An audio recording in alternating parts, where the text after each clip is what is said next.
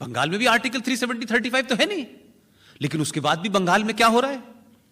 तब उनको यह समझ आया कि अगर कश्मीर में 70 साल से जो जिहाद की फैक्ट्री चल रही थी, जिस आतंकवाद को कॉन्स्टिट्यूशनल रूप में मजबूत किया गया था, उन्होंने कहा इसको अगर तोड़ना है तो बेहतरीन काम यह किया कि उन्होंने जम्मू कश्मीर को यूएन टेरिटरी घोषित कर दिया।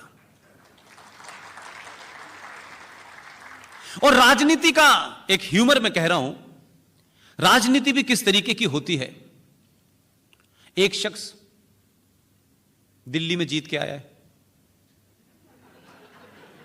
वो बेचारा सुबह से लेकर शाम तक एक ही बात कहता है, ये काम नहीं करने दे रहे मुझे, ये मुझे नहीं करने दे रहे, कभी मुझे ऐसा करते हैं कभी ऐसा करते हैं, और मैं काम करना चाहता हूं काम ही नहीं करने दे रहे।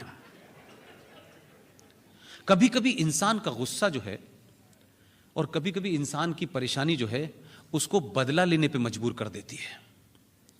वो बेचारा इनसे बदला नहीं ले सकता था।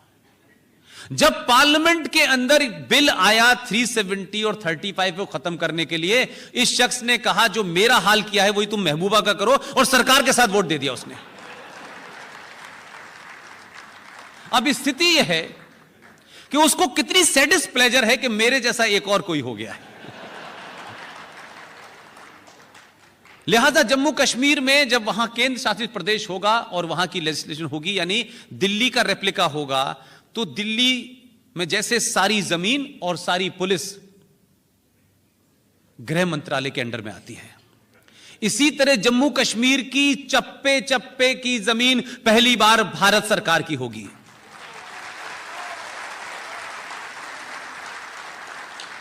इसी यूनियन टेरिटरी के कारण जिस पुलिस में एंटी इंडिया लोगों को रिक्रूट किया जाता था, आतंकवादियों को छोड़ने, उनको शैडो देकर के निकालने वाली पुलिस थी, वो पुलिस भी गृह मंत्रालय के अंडर आएगी। संकट दूसरा है, गृह मंत्रालय किसके अंडर में है, यह भी टेंशन का काम है। लिहाजा जम्मू कश्मीर को यह कतई मत कहिएगा आप कि हमारा अभिन्न अंग है, क्योंकि कभी मैंने आपके मुंह से नहीं सुना कि बिहार भारत का अभिन्न अंग है। आपको अगर कहना है तो मैंने कहा देखिए कुछ चीजें अपनी तरफ से कहनी नहीं है, आपको सिर्फ इतनी बात कहनी है। 24 फरवरी 1994 को भारत की पार्लियामेंट के अंदर कांग्रेस की सरकार थी, कांग्रेस के प्रधानमंत्री थे पीवी नरसिम्हा राव, एक प्रस्ताव पारित हुआ। सिर्फ उस प्रस्ताव का हवाला देंगे तो लोग कहेंगे आप किसी इस पार्टी उस पार्टी के नहीं हैं, आप देश के लोग हैं, सच बात बता रहे हैं, बाकी जिसको जो करना है करे। 24 फरवरी 1994 को एक प्रस्ताव पारित हुआ भारत की संसद में और सर्वसम्मति से हुआ। उस प्रस्ताव में नरसिम्हा राव ने सिर्फ इतना ही कहा कि भारत और पाकिस्तान के बीच में कश्मीर एक समस्या है। अब नरसिम्हा राव भी बड़े खिलाड़ी थे, क्योंकि वो कहते थे अटल जी मेरे गुरु हैं। तो आप सोचिए कि नरसिम्हा राव ने प्रस्ताव में ये लाइन पेश की, अटल जी तो काफी लंबा पॉज लेते थे, उन्होंने सिर्फ अपना मुंह बंद किया तो जितने खड़े हुए थे ना, उन सबको लगा नरसिम्हा राव ने तो हमारे दिल की बात कह दी। तो मुस्लिम लीग के लोगों ने भी ताली बजाई, लेकिन नरसिम्हा राव ने अपने पॉज के बाद कहा कि सिर्फ इतना ही विवाद है कि जिस जम्मू कश्मीर के हिस्से पे पाकिस्तान ने कब्जा कर लिया है वो वापस लेना है। तो आधे लोगों के मुंह लटक गए। वो प्रस्ताव पारित हुआ भारत की संसद में, लेकिन इस घटना का जिक्र और आज की घटना का जिक्र मैं क्यों कर रहा हूं, उसके बारे में मेरा एक अपना एनालिसिस है। यह प्रस्ताव पास हुआ तो देश को भी पता नहीं है, देश तो भूल गया, लेकिन संसद भी भूल गई, और पाकिस्तान ने इस प्रस्ताव के पारित होने के बाद कोई बयान नहीं दिया। देश में कहीं इंटॉलरेंस पैदा नहीं हुई, सब कुछ ठीक ठाक चलता रहा।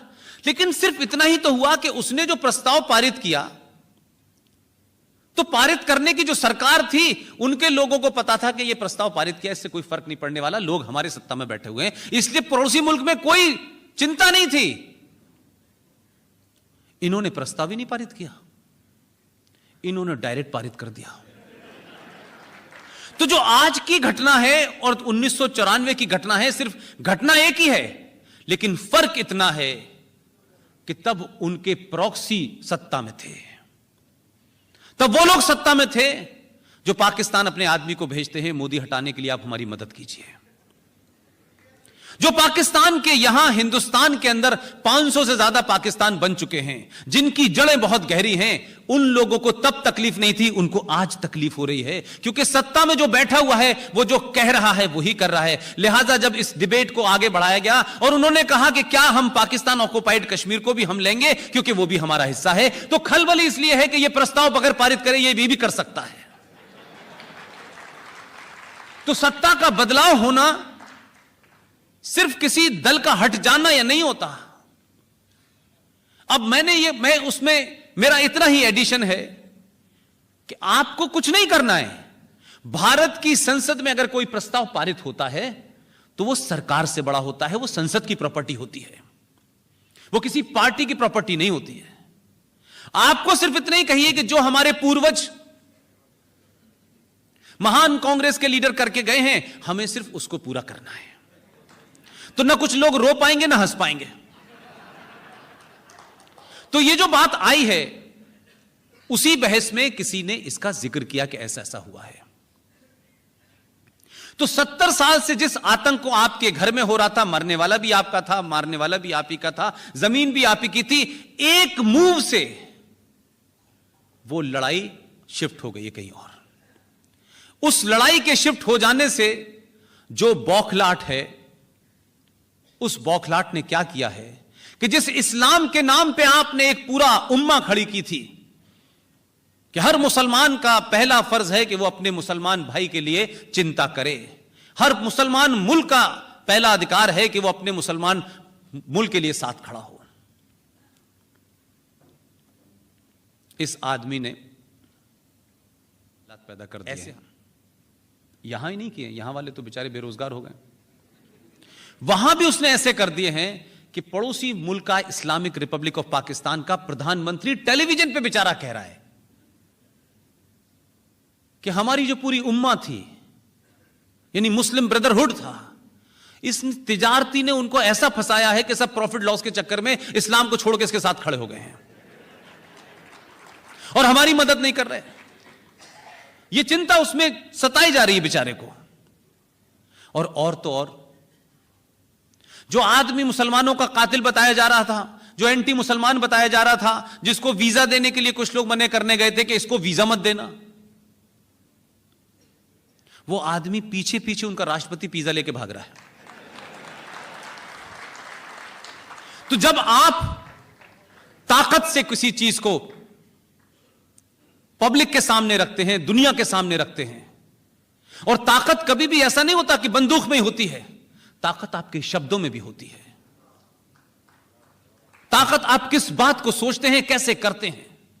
बिना एक गोली चलाए 70 साल से इस्लामिक जिहाद को कश्मीर में समाप्त कर दिया। कोई कहेगा हम बड़ा गुणगान गाते हैं, 2 अक्टूबर है, बहुत गुणगान गाते हैं, लेकिन उनके अहिंसा के कानून होने के बावजूद भी 21 लाख लोग मारे गए भारत के विभाजन में, और हम यही गीत गा रहे हैं, बिना खड़ग बिना ताल दे दी तुमने आजादी, साबरमती के लाल, जने क्या कहानी कर रहे हैं। अगर नॉन वायलेंस किसी को सीखना है तो जम्मू कश्मीर की घटना से सीखें। इसे कहते हैं सही मायने में नॉन वायलेंस। लिहाजा आज आपका घर ठीक हो गया है, पड़ोसी को चिंता उस मुल्क की है जो उनसे बचने वाला नहीं है। क्यों कि हमने तो अपने जनगण के साथ भी कंप्रोमाइज कर लिया है। जनगण में खूब जोर जोर से गाते हैं, सिंध का नाम लेते हैं, सिंध आपके पास नहीं है। क्योंकि सिंध नहीं है तो इसलिए आपको वो इतिहास भी नहीं पता जिस इतिहास पे आपको गर्व होना चाहिए था। और जो बौने आपसे सवाल करते हैं चौराहों पे, गलियों पे, उनको आप मजबूती से जवाब देते हैं। आपने नहीं किया। जो काम हमारे बुजुर्गों का था, बड़ों का था, उन्होंने ईमानदारी से नहीं किया। उन्होंने सिर्फ यह कहा बेटा इधर झगड़ा हो रहा है तो तुम इधर से जाओ, इधर हो रहा है तो तुम इधर से जाओ, अब सब जगह हो रहा है तो तुम अमेरिका चले जाओ। हमने उनको लड़ाई लड़ने के लिए तैयार नहीं किया, सच्चाई से रूबरू नहीं होने दिया हमने। जब तक आप किसी चीज से जूझेंगे नहीं, चाहे वो ठंड हो, गर्मी हो, बरसात हो, तब तक आपकी रेजिस्टेंस पावर नहीं बढ़ती।